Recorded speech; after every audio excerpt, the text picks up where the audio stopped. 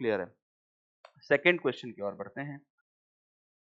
Second question क्या बोल रहा है? This and this have a root in common and the second equation has equal roots. अच्छा, बहुत बढ़िया बात है। तो कॉमन रूट है और इक्वल रूट्स हैं, तो अल्फा बीटा में अल्फा को ही कॉमन मान लेता हूँ, तो अल्फा, और क्योंकि इन्फॉर्मेशन हमें दिया हुआ है उसके हिसाब से इसका रूट भी अल्फा होने वाला है। तो अब बढ़ते हैं आगे। देखो अल्फा प्लस बीटा क्या दिया हुआ है क्वेश्चन में? पहली वाली इक्वेशन के हिसाब से 2 है। अल्फा बीटा क्या है पहली वाली इक्वेशन के हिसाब से? सी।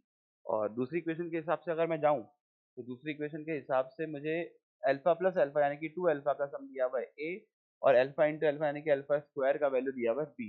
और मुझसे अब वो क्वेश्चन में क्या पूछ रहा है? बी प्लस सी, यानी कि मुझे इन दोनों इक्वेशंस को ऐड करना है। तो मैं बी प्लस सी ऐड निकाल लेता हूँ। तो बी प्लस सी कितना आ गया? बी प्लस सी आ गया alpha plus alpha beta, alpha square plus alpha beta, I am sorry. तो अल्फा कॉमन निकालते ही आ गया अल्फा प्लस बीटा।